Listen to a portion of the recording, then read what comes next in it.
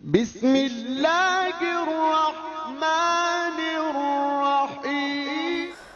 بسم اللہ الرحمن الرحیم وبہ نستعین وهو خیر ناصر ومعین وصلی اللہ علی سیدنا محمد وآلہ الطیبین الطاہرین۔ یہ ذکر جنت البقیع کی شخصیات میں ایک صحابی پیغمبر جنہیں عبداللہ ابن مسعود کہا گیا، جن کا تعلق قبیلہ بنی حزل سے اور بعد میں ابن مسعود کے نام سے آپ مشہور ہوئے، اور صحابہ میں پیغمبر کے اصحاب میں چھٹی شخصیت جو اسلام لانے میں، اسی لیے وہ سابقون الاولون کے زمرے میں آپ کو شامل کیا گیا کہ جنہوں نے سب سے پہلے اسلام ایمان قبول کیا وہ جناب عبداللہ ابن مسعود ہیں۔ اور پھر اسی لیے کہ آپ چونکہ صدر اسلام میں چھٹے شخص ہیں جو ایمان، اور پھر قرآن کے نزول کے وقت آپ نے ایک ایک آیات اور تمام یعنی گویا قرآن کے حفاظ میں بھی آپ کا نام سب سے آگے، اور پھر والسابقون الاولون کا خطاب آپ نے پایا۔ شیعہ سنی دونوں میں آپ کی مقبولیت، آپ کی شہرت، یعنی اہل سنت بھی قبول کرتے ہیں اور شیعہ بھی۔ اب وہ وجہ کیا ہے کہ خلفاء کے دور میں حتیٰ حضرت یعنی خلیفہ اول، خلیفہ دوم، خلیفہ سوم، تینوں دور آپ نے دیکھا ہے۔ چھٹی ہجری میں آپ کی ولادت ہوئی ہے اور کم سنی میں آپ نے رسول کا دامن پکڑا اور رسول کے ساتھ رہے، اور نوجوانی گویا پوری پیغمبر کی محبت میں گزاری اور نبی اکرم کے ساتھ رہے، اور آپ نے قرآن کی تعلیم خود پیغمبر سے، یہاں تک کہ 70 سوروں کا ذکر ہے کہ خود آپ نے پیغمبر کے زبانی آپ نے سنا، اور یہ بہرحال ایک شرف ہے۔ اور پھر فقہ و تفسیر میں آپ کی مہارت قابل ذکر ہے، یہاں تک کہ آپ کے نام وہ صحیفہ عبداللہ ابن مسعود، یعنی عثمان کے زمانے میں جو صحافہ صحیفے ہوئے اس میں ایک مصحف جو عبداللہ ابن مسعود کا تھا، اور پھر وہ اسلام آپ نے جو قبول کیا اور پیغمبر کے ساتھ، اور پیغمبر کے بعد پھر آپ نے وہ تعلیم قرآن کا سلسلہ، یہاں تک کہ کہتے ہیں شام میں بھی آپ نے جا کر، یہاں تک کہ آپ نے کوفے میں بھی آپ نے وہ قرآن کی تعلیم کا سلسلہ شروع کیا، اور جو آپ نے پیغمبر سے تعلیم لی تھی وہ لوگوں کو، یہاں تک کہ بہت سے آپ نے شاگرد پیدا کیے اور انہیں تعلیم دی قرآن کی، اور پھر وہ صحیفہ آپ کے نام سے مشہور ہوا کہ جو صحیفہ عبداللہ ابن مسعود، یہاں تک کہ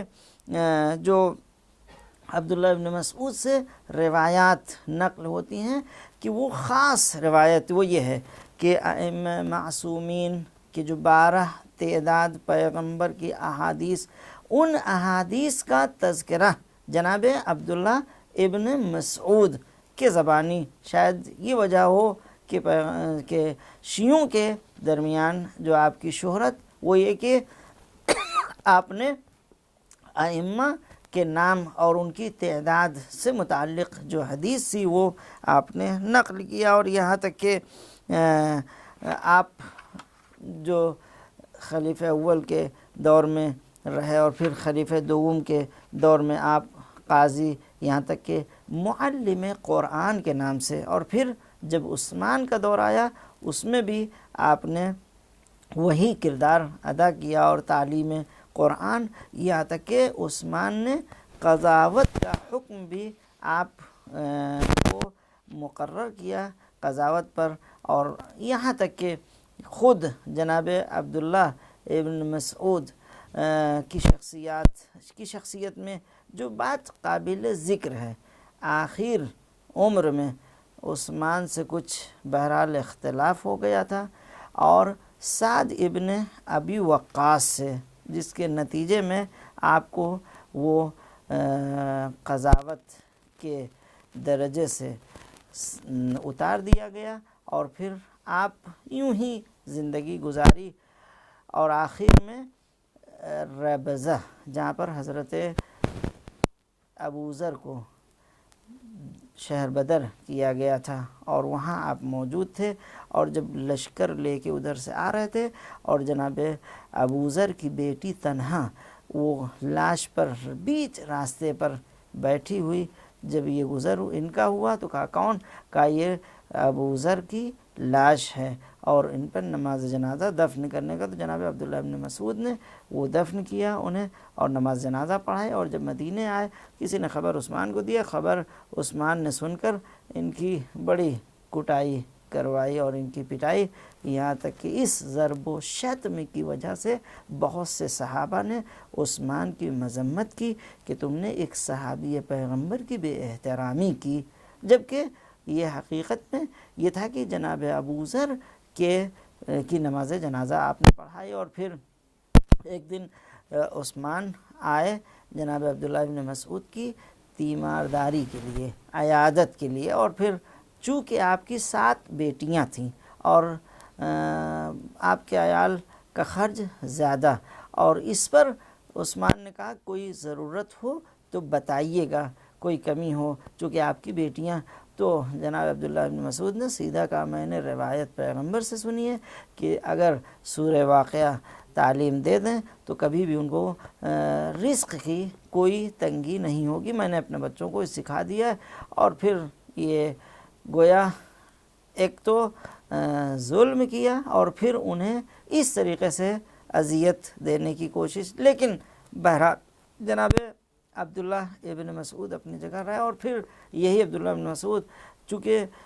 خرچ زیادہ تھا اور بہرحال آمدنی کم، ایک دن پیغمبر نے خود آپ کو عیال البار دیکھ کر کہا اے عبداللہ ابن مسعود اپنا وہ گھوڑا مجھ سے بیچو کہ بڑا اچھا لگ رہا ہے۔ کہا پیغمبر حضور یا رسول اللہ آپ ایسے ہی لے لیجئے، تو جب پیغمبر نے کہا ہاں لے تو لیں گے لیکن اس کی قیمت، یہاں تک کہ ایک قیمت مقرر ہوئی 20 درہم یا کتنا، اور پھر وہ پیغمبر نے ان کو دیا، اور لے کر جب یہ لے لیے کہا کہ ٹھیک ہے یہ پیسہ تمہارا اور یہ گھوڑا بھی اب تمہارا ہے، مجھے نہیں چاہیے۔ یعنی گویا مدد کرنے کا ایک طریقہ پیغمبر نے بتایا کہ کسی کو ایسے دو گے اس کو خفت محسوس ہوگی، کم سے کم اس طریقے سے معاملہ کرو اور پھر اس کو پتہ بھی نہ چلے کہ ہم نے اس کی مدد کی ہے۔ اور پھر وہ گھوڑا جناب عبداللہ بن مسعود کے پاس رہا، یہاں تک کہ پیغمبر کے بعد بہت زمانے تک لوگ اس کو یہ کہتے تھے رسول اللہ کا گھوڑا، رسول اللہ کا گھوڑا، اور یہ جناب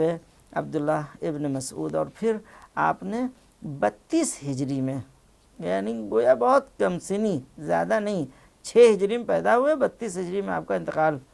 اور اسی دوران وہاں آپ کو جنت البقیع میں دفن کیا گیا۔ آج بھی ان کی قبر مشہور ہے، لوگ جاتے ہیں، بہرحال جو محبت رکھتے ہیں قبروں سے اور اہل قبور سے وہ زیارت پڑھتے ہیں اور فاتحہ پڑھتے ہیں۔ انشاءاللہ خداوند عالم توفیق دے ان ظالموں کا خاتمہ ہو اور جنت البقیع جلد از جلد آباد ہو اور اس پر قبے بن جائیں، لوگ زیارت کریں، اور ہم سب کو پروردگار توفیق دے کہ ہمیں حج و زیارات کا شرف حاصل ہو۔ وصلی اللہ علی سیدنا محمد وآلہ الطیبین الطاہرین۔